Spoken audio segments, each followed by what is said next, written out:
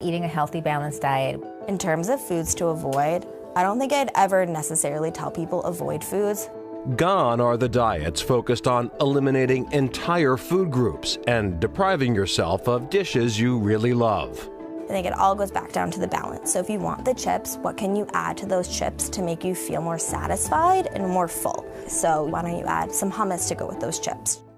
A registered dietitian at Dusen Nutrition in Needham, Jenna Salkovitz both counsels clients and cooks with them. I don't like whole butternut squashes. They're impossible to cut.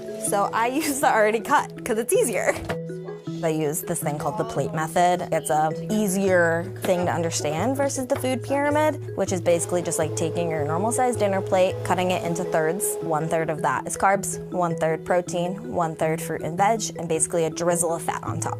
And while it's not necessary to completely cut them out, opt for less processed foods when possible. So I think a lot of times when we are feeling really stressed, we tend to lean on a lot more chips and more of those processed snacky foods. So there's nothing wrong with those foods, but a lot of the times when our body is reliant on those foods and that's all we're eating, it does make it a lot harder for our body to process and deal with that stress.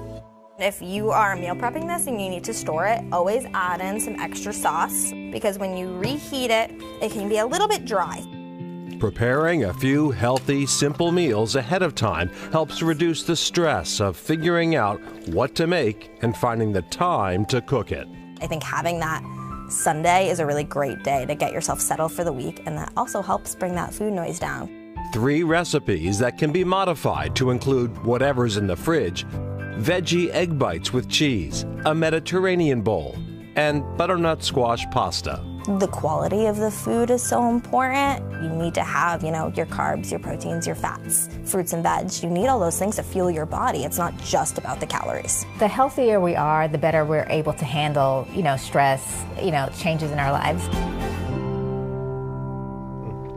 Very interesting, and more advice from the registered dietitian. Don't stress yourself out by using BMI, body mass index. Yeah, there's sort of a growing consensus that BMI is sort of an outdated and flawed measure of health, and that it's better to look at sort of the whole person, the whole system. So keep an eye on things like glucose levels, blood pressure, cholesterol levels, and look at that holistically as opposed to just the BMI.